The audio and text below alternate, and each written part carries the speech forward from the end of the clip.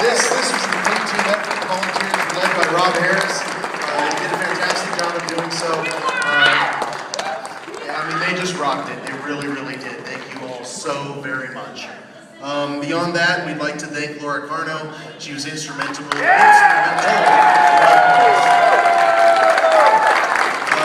Jeff Craig, who helped us out on the radio a whole lot. Jeff Hayes, thank you very much. The Independence Institute, and I do believe John is here somewhere. I saw him.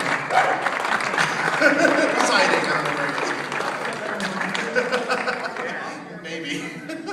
And of course the NRA. Thank you very much.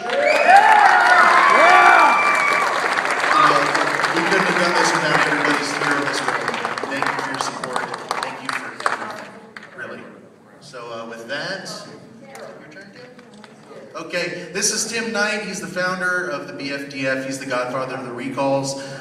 He may not look like it, but he is actually Superman. Just ask him to take off his shirt. His suit is under there. Okay, here's Tim Knight.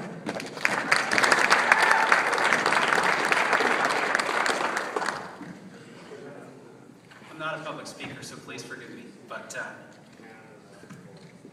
most of us were blessed to have been born in this country with rights and liberties only dreamt of by other peoples as our birthright.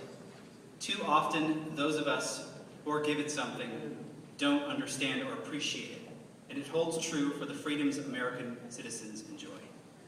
But life lessons earned from our own experiences or provided through the sacrifices of others on faraway beaches have shown us that we need to stand firm in defense of these blessings.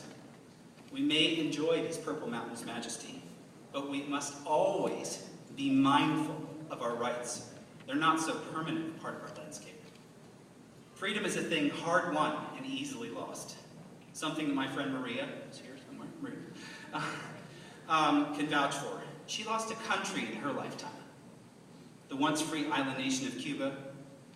She shared with me a thought-provoking perspective, if you have.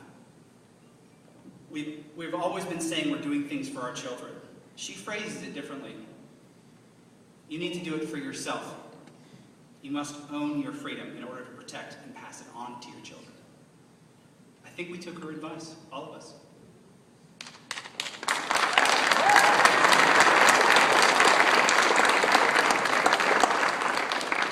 The infringement of our Second Amendment rights were in fact the catalyst of these recalls. They started in Southwest Colorado, but John Morris, the president of the Senate, quickly made it a statewide movement by proposing wild and reckless liability legislation.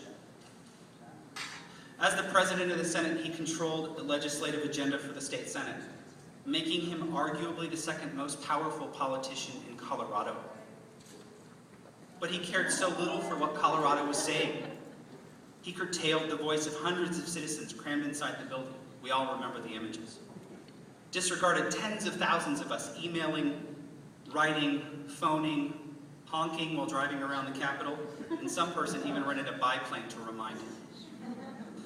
Citizens opposing these laws and law enforcement officials came from all over Colorado. Now, these law enforcement officials were going to be the ones who had to enforce these laws.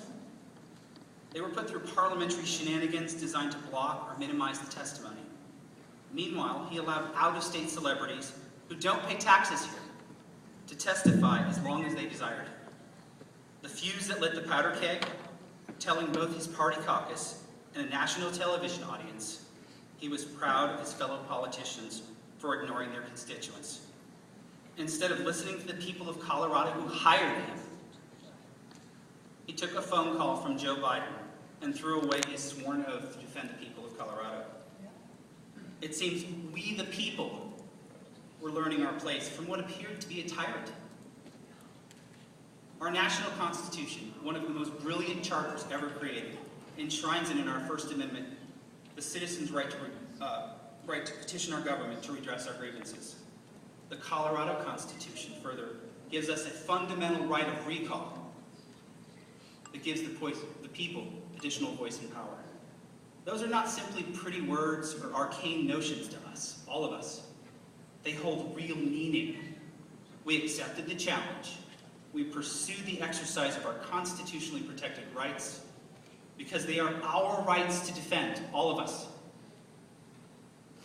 We did something that's never been done before. It has been an arduous journey. That brings us to where we are today. We spent 7 months gathering over 16,000 citizen protest signatures in this one recall. If you count all 4 recalls that were started, that's over 50,000. Defending these recalls in 6 hearings or court challenges, we spent countless hours in the car, in the sun, on the phone, on planes, and on our feet, walking the neighborhoods, looking people in the eye and saying, this time it really matters. Most of us gave up family time. Some of us passed on business opportunities to serve. Others came home from one full-time job to begin a second shift. You guys, you did that. The reward? We made 137 years of Colorado history.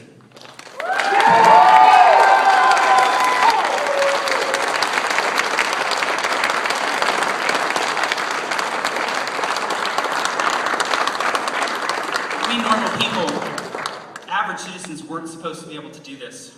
In fact, we were told we could not. At one time or another, both major political parties were working against us. Literally millions of dollars were spent to defeat or sabotage us. Even members of the right-leaning media, national media, with some notable examples, of course, who long railed against government overstepping, ignored our plight. But together, we proved them wrong because we stood up and would not back down. We don't have a boss, it's the Constitution. As Americans, as Coloradans, we own our rights, and they are at never greater risk than we allow them to be defended by someone else. Our individual liberties must be defended by individuals, not some party, group, or organization that we can lazily use as a proxy. We must stop leaving it to the pros, who often do little more than pat each other on the back and hand out business cards. We must stop looking for a leader. Instead, we must become leaders in the vigilant defense of the rights that we must pass on to future generations.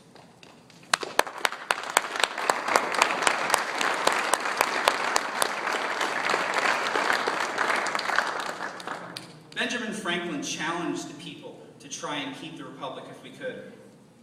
And this is where I had my big golf class and I misplaced it.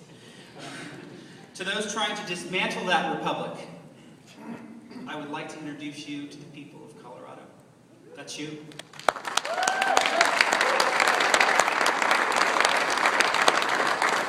We plan to live up to Mr. Jefferson's challenge, and we will stand against the twin tyrannies of legislative tyranny and citizen apathy. We are a quiet people. You may be tempted to ignore us. Clearly, that would be a mistake. Because we're delivering a warning of a new reality in politics. Call it the new Morse code if you'd like.